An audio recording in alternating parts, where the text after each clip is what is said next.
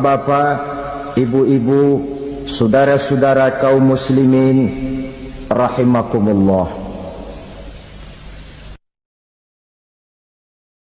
Di dalam kehidupan kita sebagai seorang muslim, minimal 5 kali dalam sehari semalam kita mendengar seruan untuk mendirikan solat yang disebut azan.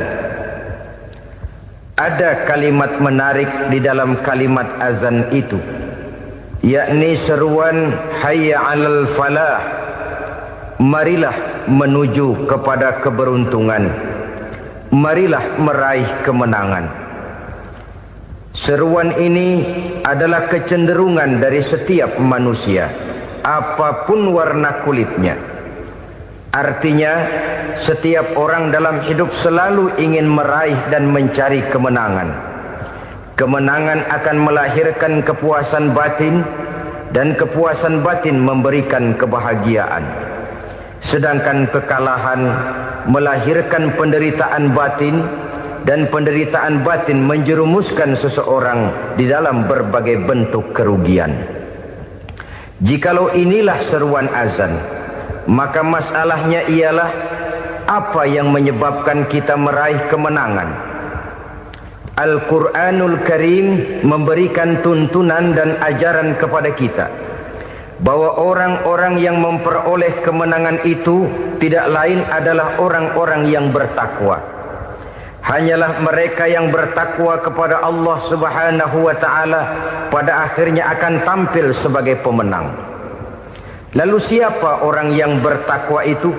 Dijelaskan dalam awal-awal Al-Baqarah, orang yang bertakwa yang akan meraih kemenangan.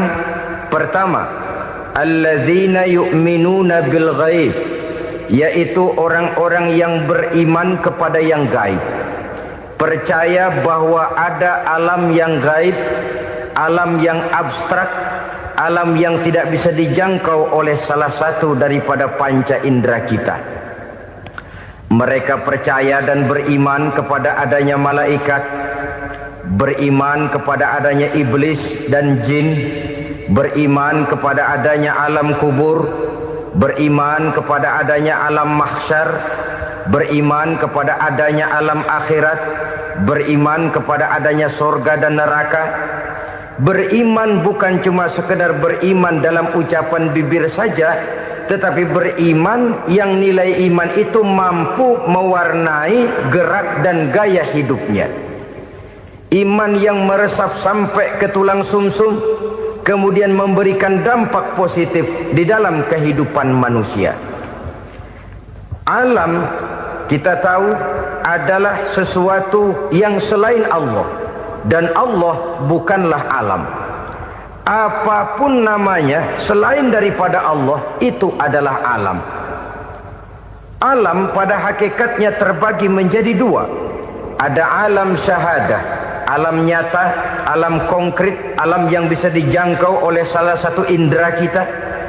Kemudian ada alam ghaib, alam yang tidak bisa dijangkau oleh panca indera kita, alam metafisika, alam abstrak, alam yang wajib kita imani keberadaannya.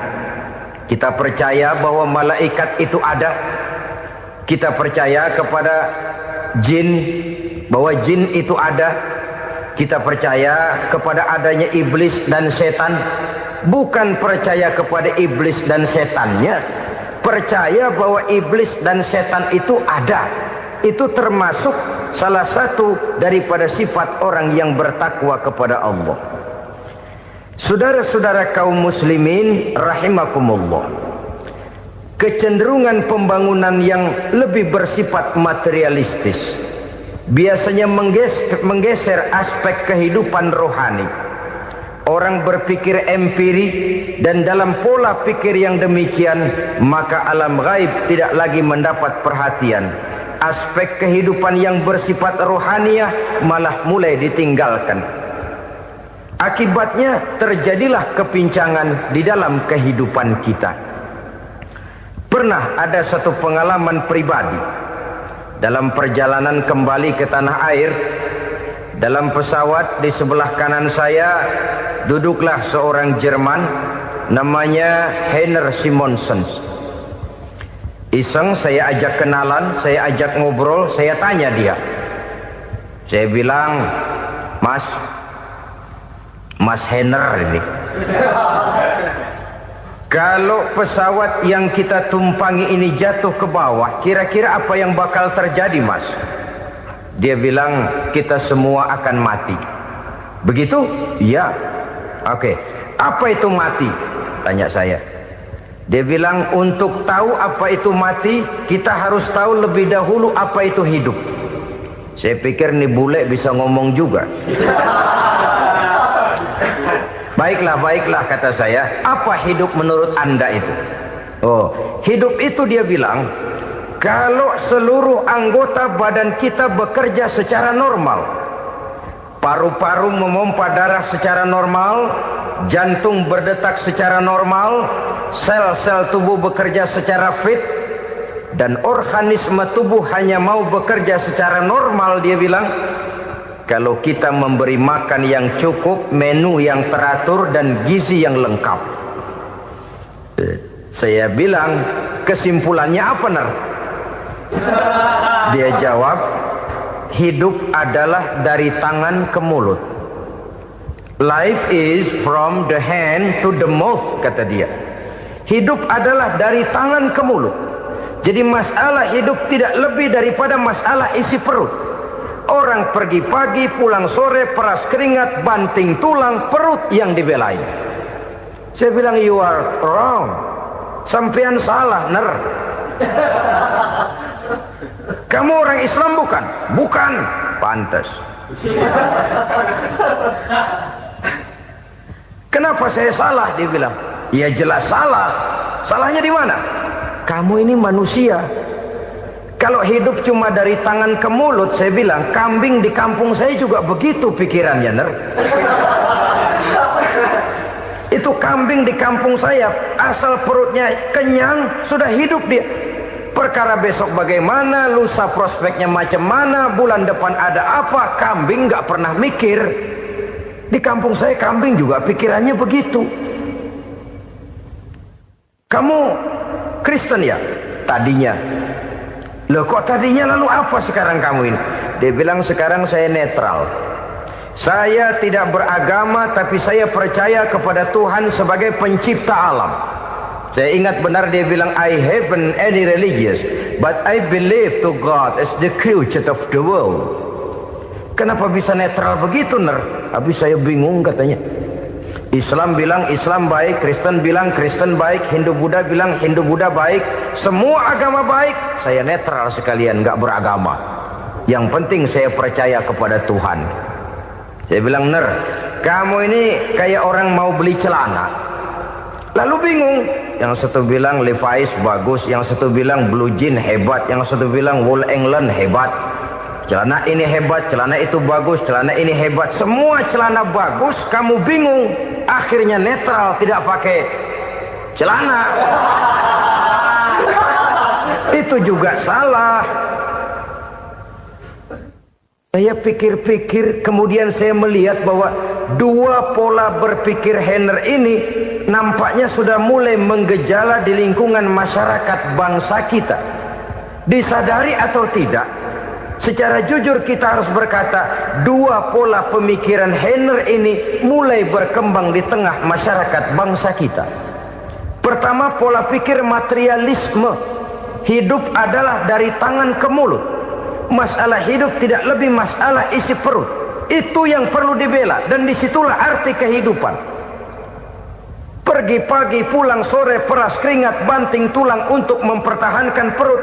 Kalau sudah kemari cara orang berpikir, maka buat apa percaya kepada yang gaib? Untuk apa sholat? Untuk apa puasa? Untuk apa zakat? Untuk apa menghadiri majelis taklim? Tanpa kepercayaan kepada yang gaib, hidup berjalan menurut alur empiris dan materialis. Kalau sudah ke sana cara orang berpikir, biasanya orang lalu cenderung menghalalkan segala cara. Hanyalah orang yang percaya bahwa akhirat ada. Hanyalah orang yang percaya bahwa alam kubur itu ada. hanyalah orang yang percaya bahwa malaikat itu ada, hidupnya akan lebih terarah dan terkendali. Karena kepercayaan kepada yang gaib, yang merupakan fase daripada kehidupan setelah hidup yang sekarang ini, mewarnai gerak pribadi seseorang di dalam dia melakukan kegiatan hidupnya. Pola berpikir materialisme, disadari atau tidak, mulai menggejala di lingkungan masyarakat bangsa kita. Hidup tidak lebih dari urusan tangan ke mulut, mulut ke tangan, tangan ke mulut. Asal perut sudah kenyang, hiduplah sudah.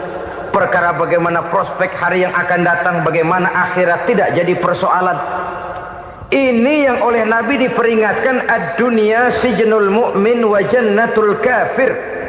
Dunia adalah penjara bagi orang beriman dan surga bagi orang kafir.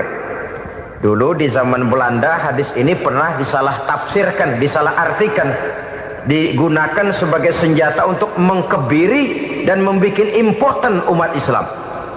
Sudahlah umat Islam gak usah macam-macam, kata Belanda. Dunia ini kan penjara buat orang Islam, surga buat orang kafir. Di penjara jangan bertingkah.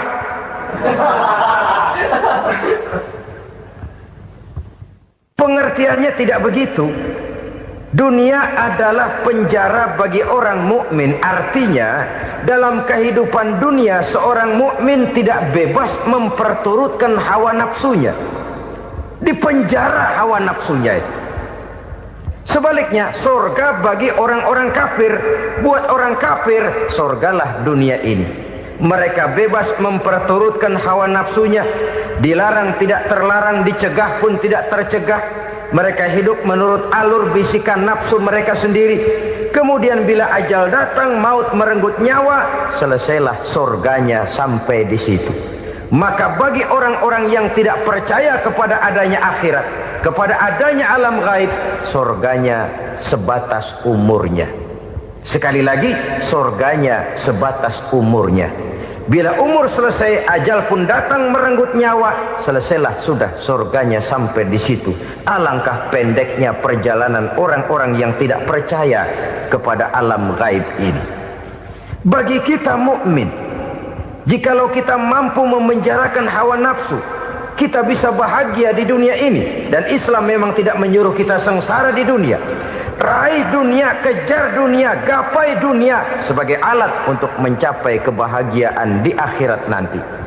Hidup adalah satu perjalanan panjang yang terbentang sejak kita terlahir dari alam rahim sampai kepada alam akhirat nanti. Andai kata kita gagal meraih kebahagiaan di dunia, toh kita masih punya akhirat. Tapi jangan jadi dalil yang melemahkan semangat. Biarin dah kita di dunia kebelangsak, yang penting akhirat. Akhirnya dunia benar-benar kebelangsak. Bagaimana dunia ini bisa kita raih, dan bagaimana meraih dunia untuk menunjang kepentingan akhirat nanti. Yang kedua, dari pikiran Heiner yang saya lihat menggejala di lingkungan masyarakat bangsa kita, timbulnya manusia-manusia netral. Seolah-olah Tuhan yes, agama no. Sama Tuhan percaya, agama ogah. Tuhan ngangguk, giliran agama godeng. Padahal hampir dalam setiap ayat dalam Quran, kata-kata amanu biasanya bergandeng dengan wa amilus sholihat. Iman dan amal soleh. Ini sebagai isyarat Tuhan dan agama jangan pernah dipisah-pisah. Apabila kita bertuhan, maka kita harus beragama. Apabila kita beragama, maka agama itu harus bersumberkan dari Tuhan yang kita imani itu. Tidak mungkin kita pisah, Tuhan yes, agama no. Sama Tuhan percaya tapi agama bikin sendiri. Sembayangnya cukup bengong 2 jam madep ngulon.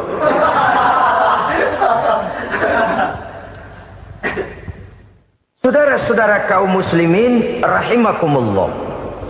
Jadi dengan demikian, agama yang kita akui merupakan unsur mutlak di dalam pembangunan sekarang ini, merupakan bagian dari kehidupan yang menuntun kita bahwa di balik alam nyata ini, di balik alam syahadah ini ada alam gaib.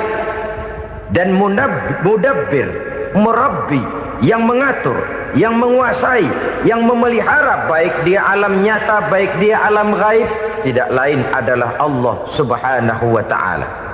Di sana ada satu super power, satu maha kekuatan yang kita perlu bersandar kepadanya. Sebagai makhluk nyata yang hidup di alam nyata, berbuatlah secara nyata sebagaimana harusnya kita berbuat. Karena Islam jelas bukan agamanya orang pemalas. Islam jelas bukan agamanya orang yang mengajarkan setelah selesai sholat boleh duduk, nggelenggem ayam-ayam, ndelohom, menghitung bintang di langit sambil menunggu keajaiban. Tidak. Islam adalah agama yang mengajarkan apabila sholat sudah selesai kamu kerjakan, bertebaranlah di permukaan bumi, cari karunia Tuhanmu. Jangan hidup berpangku tangan menunggu keajaiban. Karena hidup bukan undian. Jangan berharap untung besar tanpa mau peras keringat. Tapi di sebalik itu toh kita juga harus yakin bahwa di sisi usaha nyata yang kita lakukan ada satu super power, satu maha kekuatan gaib yang menentukan berhasil dan tidaknya usaha kita. Kepercayaan kepada hal semacam inilah yang mendorong kita untuk mempunyai sandaran vertikal, agar jikalau usaha ini berhasil, kita tidak lupa diri dan lupa daratan. Jikalau usaha ini gagal, kita tidak putus asa dan buruk sangka, tidak cupik pandangan dan sempit hati, tapi mampu melihat persoalan dengan kacamata putih sambil husnuzon kepada Allah Subhanahu wa ta'ala. Kita percaya malaikat itu ada. Ada yang namanya Raqib dan Atid, mengawasi gerak hidup kita sampai kepada gerak hati kita. Ini memberikan sugesti agar kita berhati-hati. Tidak sejengkal tanah pun kita bisa berlindung dari pengawasan Raqib dan Atid. Ada Munkar Nakir yang akan menyoal kita di alam kubur. Ada malaikat Malik, penjaga neraka. Ada malaikat Ridwan yang menjaga surga. Kita percaya kepada adanya jin, kita percaya kepada adanya setan, iblis. Percaya kepada adanya, bukan mempercayai si setan, si iblis lalu menjadikannya sebagai teman. Tidak. Percaya bahwa mereka itu ada dan merupakan makhluk Allah yang gaib, yang diciptakan Allah Azza wa Jalla. Kepercayaan kepada alam gaib memberikan motivasi terhadap gerak lahir manusia, sehingga dengan motivasi kepercayaan kepada yang gaib, gerak lahir jadi lebih terarah, jadi lebih terpelihara. Pernah seseorang bertanya, "Pak, apakah adanya akhirat bisa dibuktikan secara ilmiah?" Saya bilang tidak bisa, tidak bisa. Kenapa? Karena yang berangkat nggak pernah pulang kembali lagi. Kalau dia pulang kemari bisa kita tanya bagaimana enak di sono. Cuma secara moral saya katakan, lebih beruntung orang yang percaya kepada akhirat daripada yang tidak. Sekarang saudara percaya akhirat ada, lalu saudara baik-baik di dunia, sholat, puasa, zakat, menolong orang lain, menebarkan kebajikan. Saudara mati, andai kata akhirat tidak ada, toh dalam hidup saudara sudah berbuat baik. Paling tidak nama saudara akan dikenang sebagai orang baik. Sebaliknya, saudara percaya, kata saya, bahwa akhirat tidak ada, lalu hidup semau-maunya, tenggelam dalam maksiat dan munkarat, menentang Allah, tidak mau ruku dan sujud. Lalu saudara mati, kemudian akhirat ada, ayo mau apa? Bekal tidak punya. Jadi secara moral lebih beruntung orang yang percaya kepada adanya akhirat daripada yang tidak percaya. Dan itu alam gaib yang tidak bisa dibuktikan secara eksat. Jangankan untuk membuktikan seperti itu, dalam kehidupan sehari-hari saja yang kita rasakan tidak selalu berbentuk toh. Angin, bagaimana sih bentuknya angin? Kita tidak tahu. Merah, buktinya kalau dikerok merah. Yang merah itu kulit, yang kulit kita bukan anginnya. Sakit, rasa sakit itu ada, tapi bagaimana bentuk sakit kita nggak pernah tahu. Kalau kita makan cabai pedas, bagaimana bentuk pedas itu tidak ada, tapi rasa ada. Bentuk pedas hijau, cabainya bukan pedasnya. Tidak semua yang kita rasakan bisa kita gambarkan dalam bentuk yang konkret. Oleh karena itu, sekali lagi bahwa kepercayaan kepada alam yang gaib mampu memberikan satu sugesti yang menata kehidupan seseorang lebih lurus, lebih terarah, dan lebih terkendali. Maka wajar kalau kepercayaan kepada yang gaib mengantarkan seseorang untuk meraih kemenangan. Kenapa? Dia percaya kepada yang gaib, bahwa akhirat ada, bahwa alam kubur ada, bahwa pertanggungan jawab itu ada. Maka dia lalu tidak hidup saenae udele dewe, itu loh. Tidak hidup menurut seleranya sendiri, terarah, teratur. Ini cirinya yang pertama. Orang bertakwa yang akan meraih kemenangan, mereka beriman, mereka percaya kepada yang gaib. Bahkan hal-hal konkret saja selalu berangkat dari yang gaib. Saudara-saudara, para remaja, para pemuda sekarang ini tidak pernah tahu toh siapa yang akan jadi teman hidup saudara. Kita bisa saja ngerancang, mentargetkan, tapi toh akhirnya yang namanya jodoh bukan kekuasaan kita. Rezeki di luar kemampuan kita. Begitu juga ajal, maut, jodoh, ajal adalah contoh-contoh konkret bahwa pada akhirnya yang gaiblah yang menentukan. Bertahun-tahun ngelancong, emang jodoh seret nggak jadi.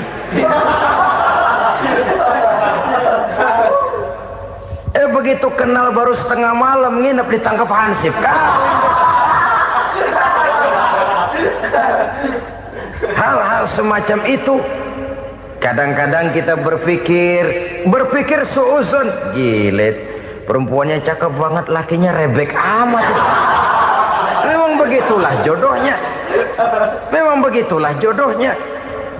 Saudara hadirin ma'asyiral muslimin yang saya hormati, jadi hal-hal yang konkret saja kita yakini sepenuhnya ditentukan oleh satu superpower yang gaib itu tadi.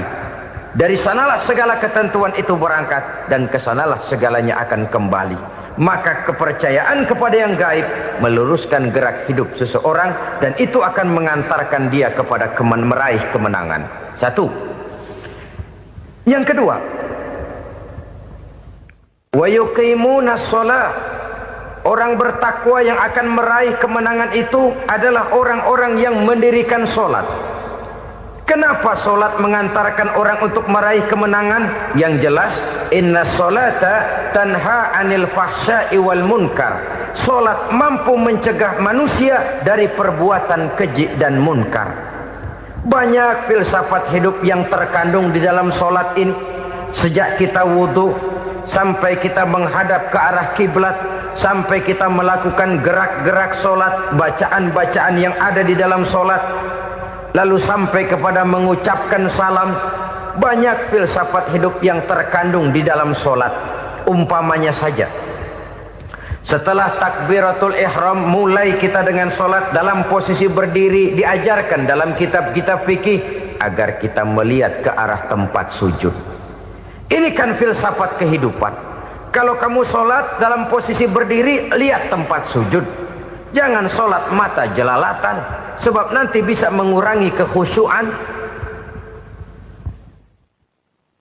Jadi wajar kalau yang dikatakan bahwa yang paling afdol adalah shaf yang di depan. Kenapa? Secara harfiah pengertiannya akan lebih mengundang kekhusyuan. Kenapa? Kalau kita di shaf paling depan di masjid umpamanya paling banter kita lihat tembok. Tapi kalau kita shaf di tengah atau di belakang, orang-orang di depan kita pun akan kelihatan. Yang bajunya loreng, yang bajunya genggang, yang bajunya macam-macam. Kita lihat, kadang-kadang kita pikirin, ada yang bajunya bolong. Kita sholat tapi dalam hati, nih orang bajunya robek yang nggak tahu apa. Ada saja hal-hal yang mengusik kekhusyuan kita. Oleh sebab itu diajarkan dalam posisi berdiri, lihat, arahkan pandangan matamu kepada tempat sujud. Ini kan filsafat kehidupan. Maksudnya apa? Kalau lagi diri lihat dong tempat sujud. Kalau udah di atas ingat dong sama yang bawah. Kalau sudah tinggi ingat dong dari mana kamu berangkat. Kalau sudah berkuasa bantu dong yang lemah. Kalau sudah kaya santuni dong yang miskin. Kalau sudah alim bimbing dong yang awam. Ini filsafat kehidupan. Dalam posisi berdiri kau lihat tempat sujud. Ini akan melahirkan kepekaan sosial di mana seseorang mau tahu kepada orang lainnya. Bagaimanapun kaya kita, tinggi pangkat dan jabatan kita, jikalau hidup hanya untuk kepentingan perut sendiri saja, rasanya belum membawa manfaat di dalam kehidupan kita. Tapi efek yang tertinggi sesungguhnya, solat mencegah manusia dari perbuatan keji dan munkar. Perbuatan keji dan munkar walaupun kelihatannya mendatangkan uang, membawa keuntungan, tapi itu keuntungan semu, keuntungan sementara. Dengan menipu orang lain kita bisa dapat untung, tapi tidak membawa berkah. Dan itu adalah kerugian besar dalam kehidupan kita. Maka untuk meraih kemenangan harus dimulai dengan membentuk kepribadian yang tegar, memiliki sandaran vertikal yang langsung kepada Allah Subhanahu wa ta'ala. Dan itu hanya bisa kita tempuh melalui jalur ibadah formal yang sudah ditentukan Allah, yakni solat yang 5 waktu. Untuk memperkuat itu ada solat-solat sunnah, rawatib, nawafil sebagai terminal-terminal kontrol cadangan untuk memelihara stabilitas temperatur batin di dalam kita berhubungan dengan zat yang maha gaib, yaitu Allah Subhanahu wa ta'ala. Orang sering bertanya, Pak, itu tetangga saya nggak sholat, duitnya nggak habis-habis, Pak. Nggak sholat tapi mobilnya tambah terus. Nggak sholat tapi usahanya makin maju. Tapi di sisi lain ada orang yang rajin sholat, rezekinya butak bener. Anaknya mana kurus, mana korengan. Saudara hadirin ma'asyiral muslimin rahimakumullah. Harus saya katakan bahwa solat memang bukan untuk cari duit. Solat adalah sandaran vertikal kita kepada Allah. Sedangkan soal rezeki itu berkaitan dengan sifat Allah maha pengasih dan maha penyayang. Allah maha pengasih, siapapun dikasih kalau mau usaha. Allah maha penyayang, tidak semua orang disayang oleh Allah Azza wa Jalla. Dan belum tentu banyak harta itu merupakan nikmat. Mungkin juga istidraj. Artinya istidraj itu dikasih tapi diambulin, kalau bahasa Betawinya itu. Dikasih tapi diambulin, itu bukan merupakan nikmat sesungguhnya, lebih merupakan azab dari Allah Subhanahu wa ta'ala.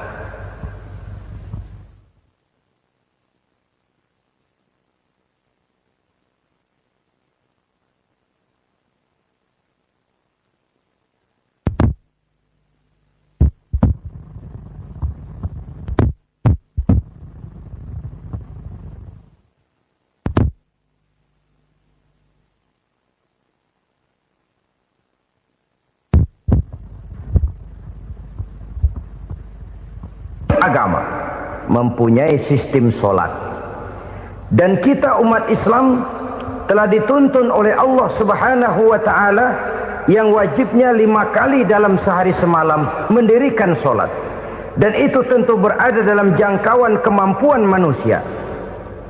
Pada awalnya barangkali kita memang merasa solat itu satu kewajiban, tapi semakin kita hayati makna, manfaat dan filsafat yang terkandung di dalam ajaran solat, semakin sampai kita kepada keyakinan bahwa solat adalah keperluan kita.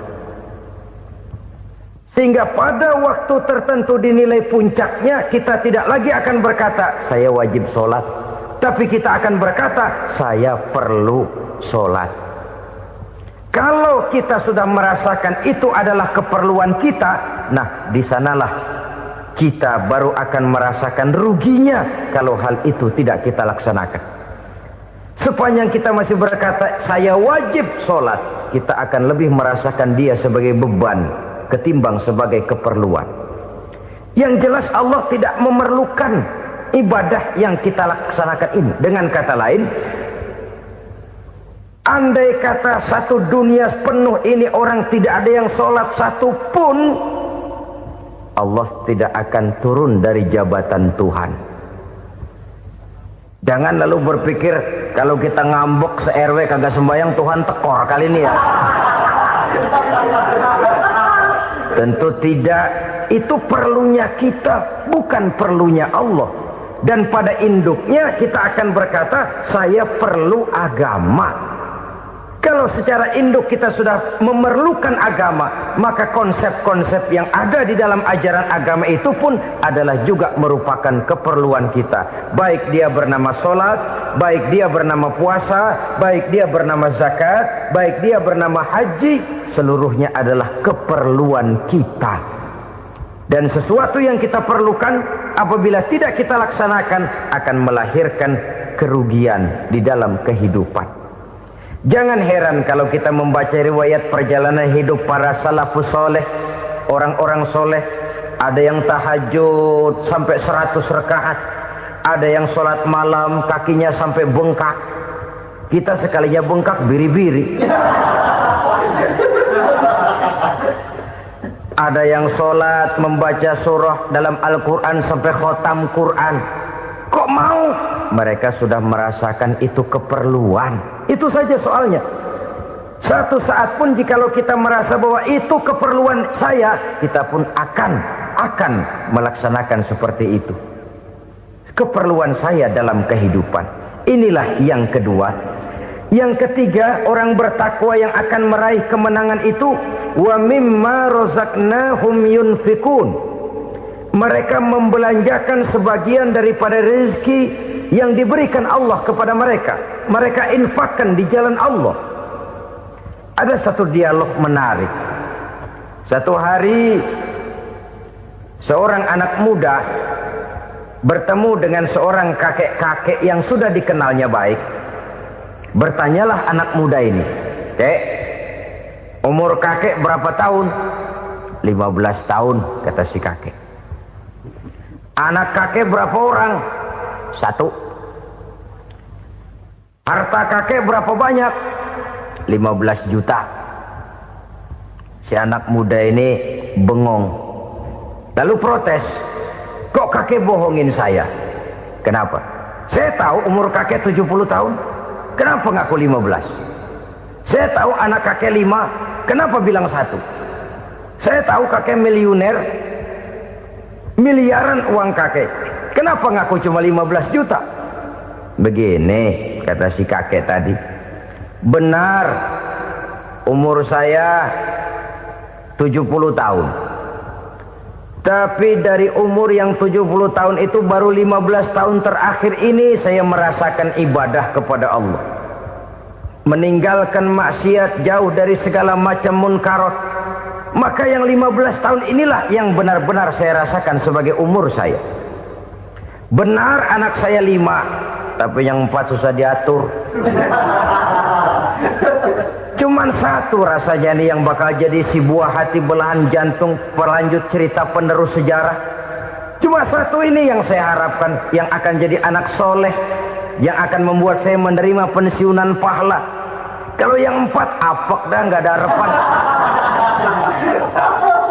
Yang 1 nyekek botol melulu. Oh begitu, iya. Lalu kenapa kakek bilang harta kakek cuma 15 juta padahal saya tahu kakek uangnya miliaran, depositonya banyak? Ya karena 15 juta itulah yang saya ingat yang pernah saya belanjakan di jalan Allah. Saya merasa itulah harta saya yang sebenarnya. Yang miliaran yang saya simpan di bank kelak kalau satu saat saya mati akan jadi rebutan di antara anak-anak saya. Iya kalau anak saya soleh kayak yang 1 ini. Kalau yang 4 tadi udah tulen dia bakal berantem dah berebut tuh. Jadi 15 juta yang saya belanjakan di jalan Allah inilah yang saya merasakan benar-benar harta saya yang sesungguhnya.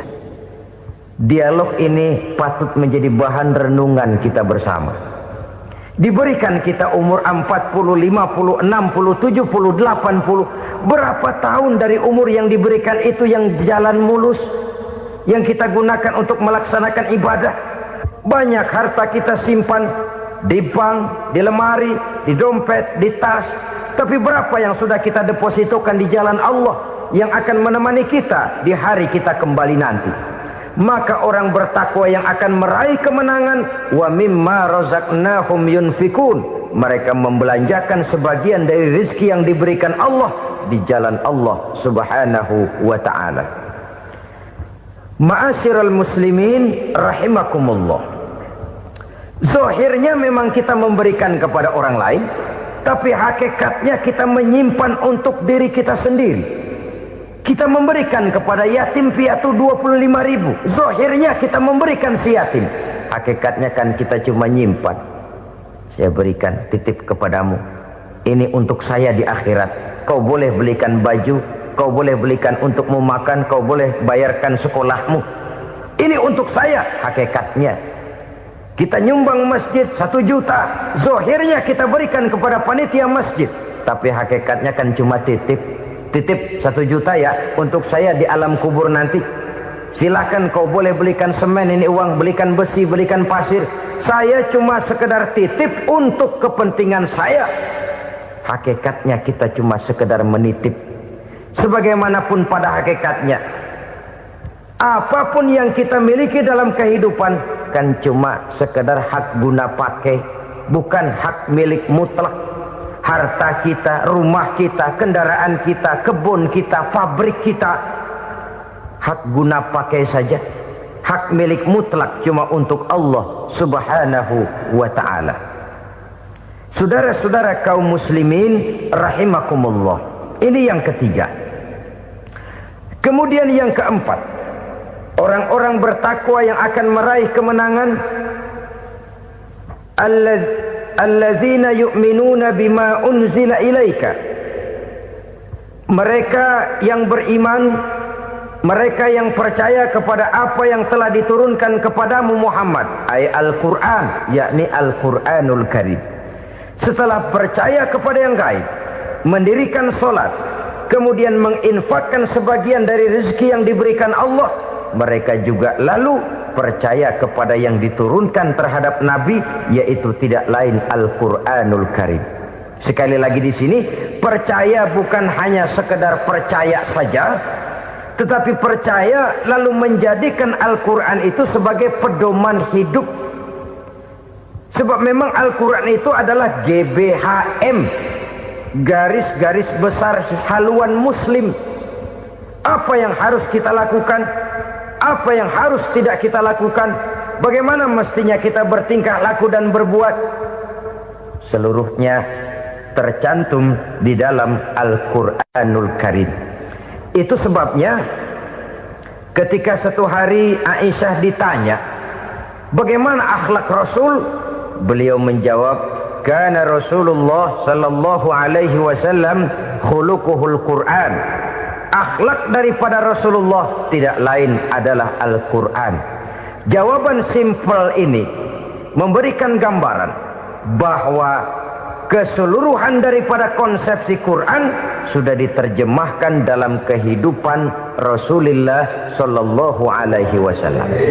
Karena kita tahu akhlak adalah keseluruhan dari gerak hidup manusia. Sejak ia berpribadi, berumah tangga, bertetangga, bermasyarakat, sampai kepada berbangsa dan bernegara, Al-Quran tetap memberikan sentuhan nilainya.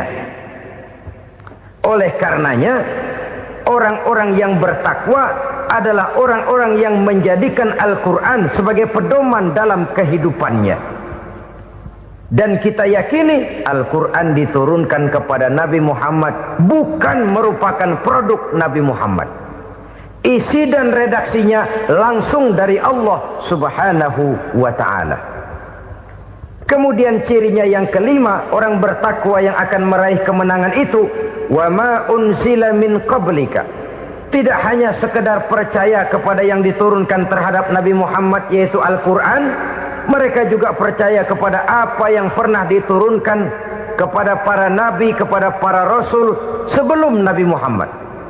Percaya kepada adanya suhuf, percaya kepada adanya Taurat, percaya kepada adanya Injil, percaya bahwa Allah dahulunya sudah menurunkan Taurat kepada Musa, percaya bahwa Allah sudah menurunkan Injil kepada Isa, percaya Injil ada, Taurat ada, diturunkan Allah untuk Isa dan Musa, tetapi tidak wajib mengamalkannya karena kita sudah diberikan Al-Quranul Karim. Ini yang perlu saya garis bawahi. Kita percaya Allah telah menurunkan Injil dahulu kepada Isa. Kita percaya bahwa Allah telah menurunkan Taurat dahulunya kepada Nabi Musa. Kadang-kadang ini dijadikan dalih, dikacaukan pengertiannya. Quran saja mengajarkan bahwa orang yang bertakwa harus percaya kepada Injil, maka pakailah Injil. Apalagi kalau ayat sebelumnya ditilap, dihapus, dihilangkan, Injilnya yang ditekankan, maka akan terjadilah penekanan yang salah arah. Karena salah arah akhirnya bisa merusak dan menghancurkan akidah. Ketika Rasul suatu saat pernah ditanya orang, "Ya Rasul, bagaimana sikap kita sebagai muslim terhadap Injil yang ada sekarang?" Beliau menjawab, "La tukadzibuhu jami'an wa la tusaddiquhu jami'an."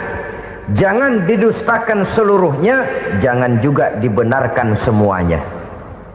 Artinya, ini sudah merupakan gambaran dari Rasul bahwa dalam Injil yang ada sekarang masih ada ajaran-ajaran tauhid yang dibawa oleh Nabi Isa dan diajarkan kepada umatnya. Tapi juga dalam Injil yang sekarang ini sudah terkena intervensi dan investasi manusiawi. Karena itu Rasul menyimpulkan, la tukadzibuhu jami'an wa la tusaddiquhu jami'an. Jangan didustakan semua, jangan dibenarkan seluruhnya. Kita memang percaya Allah telah menurunkan Injil kepada Nabi Isa dulu, tapi kita tidak wajib mengamalkan Injil. Kita percaya Allah telah menurunkan Taurat kepada Nabi Musa, tapi kita tidak wajib mengamalkan kitab ajaran Taurat. Yang wajib kita percayai dan kita amalkan hanyalah Al-Quranul Karim. Kenapa? Oleh karena baik yang ada di dalam Taurat, baik yang ada di dalam Injil, tentu tercakup di dalam Al-Quran sebagai kitab terakhir yang diturunkan oleh Allah Subhanahu wa Ta'ala. Dan itu wajar.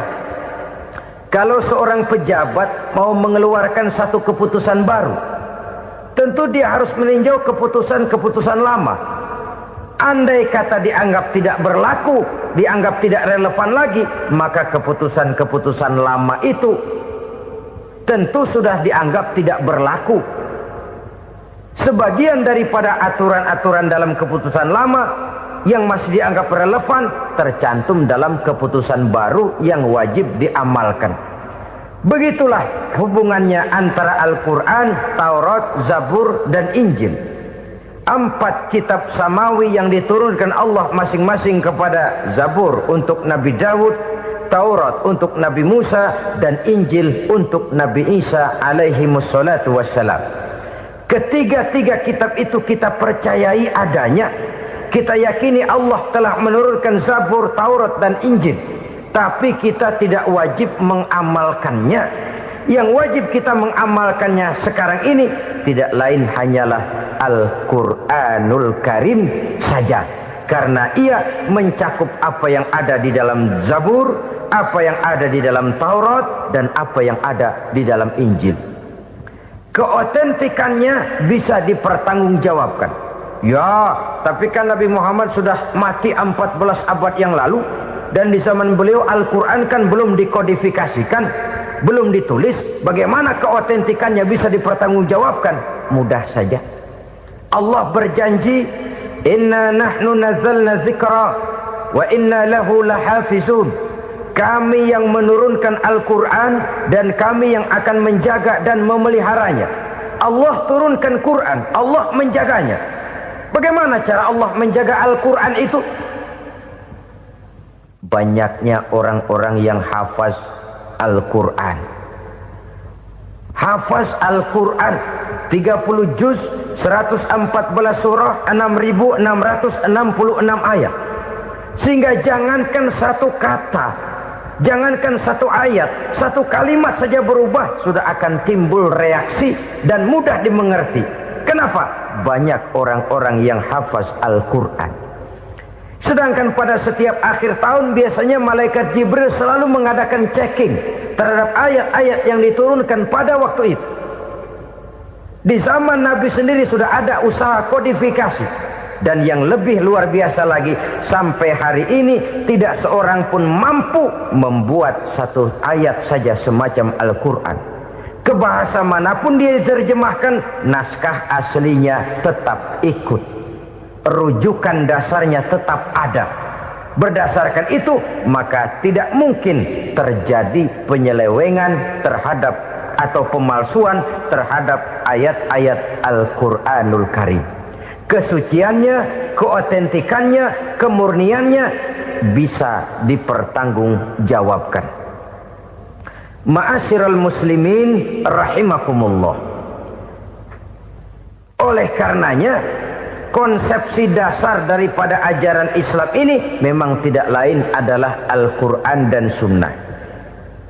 Isi daripada agama Islam yang merupakan iman, Islam dan ihsan, konsepsi dasarnya tidak lain adalah Al-Quran dan Sunnah Rasulullah Sallallahu Alaihi Wasallam. Maka yang kita perlukan sekarang ini adalah terjemahan Al-Quran di dalam kehidupan kita. Dengan demikian, maka gaya kehidupan yang lebih Qurani itulah yang kita dambakan. Kita perlu memang terjemahan Quran dalam bahasa Inggris, dalam bahasa Belanda, dalam bahasa Jepang, tapi yang lebih kita perlukan adalah terjemahan Quran di dalam kehidupan kita. Konsekuen, tidak memanipulasi, ringan sama kita jinjing, berat sama kita pikul. Jangan kalau lempengan ayat Quran tuh kira-kira enak diamalin, keras teriakan kita. Giliran kira-kira ayat Quran itu mukul kepala kita sendiri, diam kita. Itu ciri yang pernah disindir Allah dalam awal-awal Baqarah juga. Ciri beragamanya orang yang munafik. Kullama adha'a lahum masyawfih, kata Allah. Wa iza azlama alaihim qamu. Apabila terang mereka jalan, apabila gelap mereka berhenti. Artinya, kalau kira-kira di Islam nguntungin, rame-rame pada teriak Islam. Tapi ketika diminta untuk berjuang, ketika dituntut untuk berkorban, rame-rame mengundurkan diri. Nasib agama tidak ubahnya seperti daun pisang yang dikait orang di tepi jalan lantaran tak berpayung di ketika hari hujan. Manakala hujan usailah sudah, daun itu pun dicampakkan di tepi jalan, diinjak pula orang nan lalu. Artinya, orang menjadikan agama cuma sebagai lipstick, decoration only, tidak konsekuen. Hanya pada saat-saat kelihatannya Islam membawa keuntungan, rame-rame orang teriak-teriak tentang Islam. Tapi jikalau diminta berjuang, jikalau dituntut untuk berkorban, biasanya rame-rame juga mengundurkan diri. Jangan heran kalau mayoritas hitungan kita, tapi minoritas peranan kita. Kuantitas kita dalam jumlah, tapi dalam kualitas kita lebih sering jadi penonton daripada jadi pemain. Padahal itu sangat tidak boleh terjadi. Umat Islam di Indonesia harus bangkit. Umat Islam di Indonesia harus sadar akan keberadaannya. Tidak boleh hanya jadi penonton berpangku tangan. Karena memang agama kita juga mengajarkan untuk konsekuen di dalam menjabarkan ajaran-ajaran daripada agama kita. Kita sering jatuh menjadi umat yang lemah oleh karena kita ini tidak pandai menggalang kebersamaan yang diakibatkan tidak konsekuennya kita. Diistilahkan bahwa umat Islam di dalam menggalang kebersamaannya itu harus seperti orang main sepak bola. Saudara-saudara kan tahu orang main sepak bola itu. Orang main sepak bola, kalau pertandingan belum dimulai sih silakan saja kumpul di luar lapangan, atur strategi yang baik. Tapi kalau pertandingan sudah dimulai, turun ke lapangan hijau, jangan kumpul terus. Ada sepak bola gotong royong, mundur-mundur rame-rame, depan ke depan kumpul melulu mainnya. Kalah. Orang main sepak bola itu ya harus ada penyerang tengah, harus ada penjaga gawang, harus ada strikernya, harus ada kiri luarnya, kanan dalamnya yang jadi backnya. Posisi boleh bermacam-macam, tapi yang penting saling ngoper untuk menggolkan gawang lawan. Begitulah umat Islam ini. Boleh ada yang jadi pejabat, boleh ada yang jadi pengusaha, boleh ada yang jadi petani, silakan ada yang jadi seniman, ada yang jadi penyair, ada yang jadi artis sekalipun. Tapi kalau sudah berhasil menguasai bola, jangan lupa operannya. Operan itu yang langka. Kita ini muslim kadang-kadang kalau sudah memegang menguasai bola, kalau belum mau mampus, belum mau ngoper. Nanti kalau sudah nggak punya bola, baru mau ngoper. Kalau sudah dengar-dengar mau dekat pensiun, baru mau jihad, baru mau berjuang, baru mau ngurus pesantren. Tanda tangan sudah tidak laku, memo sudah tidak dihargai, baru mau berjuang. Kemarin kemana mas? Kita tidak pandai memanfaatkan posisi. Dengan kata lain, kalau kembali kepada persoalan kita, konsekuensi kita terhadap agama yang kita anut ini belum ideal. Kita masih lebih sering berislam ini pada saat-saat yang menurut perhitungan kita membawa keuntungan. Tapi kalau diminta berjuang, dituntut berkorban, yang itu pun hakikatnya adalah untuk kepentingan kita juga. Allah tidak pernah menuntut kita untuk jihad bagi kepentingan Allah, itu tidak. Berjuang menegakkan agama Allah, apakah untuk kepentingan Allah? Tidak. Untuk kepentingan kita. Sebab nilai-nilai jihad itu pada akhirnya akan membawa kita kepada suatu kebahagiaan. Setidaknya kalau tidak di dunia, tentu di akhirat sebagai syahid. Oleh karena itu, pada bagian akhir ini saya ingin mengajak, marilah kita konsekuen. Sekali kita berkitabkan Al-Quranul Karim, mari dia kita jadikan pedoman. Jangan cuma kita jadikan sebagai penghias dinding, pelengkap rumah, bahwa di rumah kita ada Al-Quran, tapi yang baca kecoa. Habis pada bolong tuh Quran. Yang penting kan punya Quran. Ditaruh di pintu rumah. Biar apa? Biar kuntilanak kagak masuk katanya. Ya apa itu nasib Quran, cuma kerjanya jaga pintu, ngusir kuntilanak, ngusir memedi. Bagaimana kita hidup menurut tuntunan Al-Quran? Kadang-kadang tidak pernah menjadi masalah bagi kita. Maka bagaimanakah Al-Quran akan mungkin membawa keberkahan dalam hidup kalau ajarannya kita injak-injak dalam keseharian kita? Mewujudkan gaya hidup yang lebih Qurani, itulah yang akan kita rintis di dalam kehidupan kita. Bertahap, step by step, menurut kemampuan yang ada pada kita. Jika jalan ini tidak bisa kita selesaikan, percayalah akan ada generasi penerus yang akan melanjutkan usaha dan cita-cita mulia itu. Jadi percaya kepada Taurat, percaya kepada Injil, sekedar percaya Allah dahulunya sudah menurunkan itu. Tapi kita tidak wajib mengamalkannya. Kenapa? Generasi Injil masa berlakunya sudah kedaluarsa. Taurat masa berlakunya sudah kedaluarsa. Injil pernah berlaku untuk orang Nasrani di zaman Nabi Isa. Taurat pernah berlaku untuk orang Yahudi di zaman Nabi Musa. Setelah generasinya berlalu, datang Rasul penutup yang membawa Al-Quranul Karim. Maka Al-Quran itulah yang berlaku menjadi pedoman sampai hari akhir nanti. Jangan jauh dari Al-Quran, karena apabila ini kita lakukan, maka kita akan kembali kepada satu gaya hidup yang jauh dari tuntunan agama, dan itu artinya kita akan semakin jauh untuk meraih kemenangan. Saudara-saudara kaum muslimin rahimakumullah.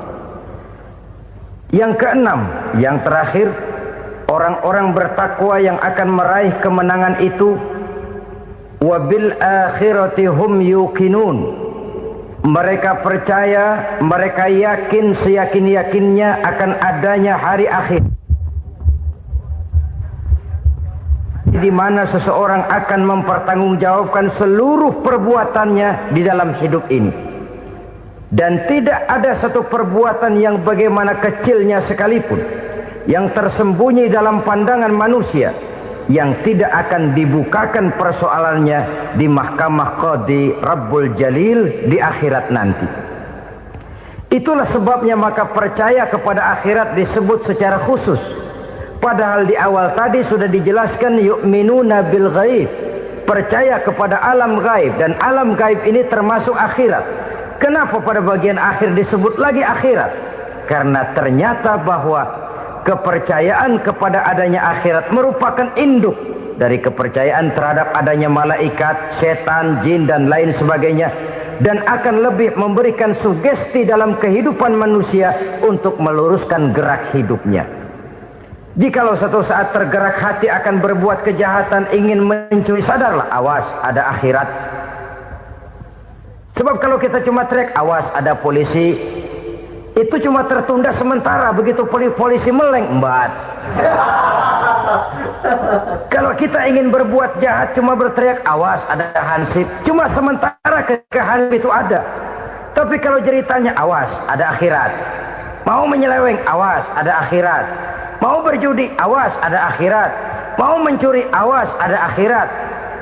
Keyakinan yang akan meluruskan gerak hidup manusia sehingga gerak itu jadi lebih terarah dan terkontrol, tidak merugikan baik diri sendiri, lebih-lebih orang lain.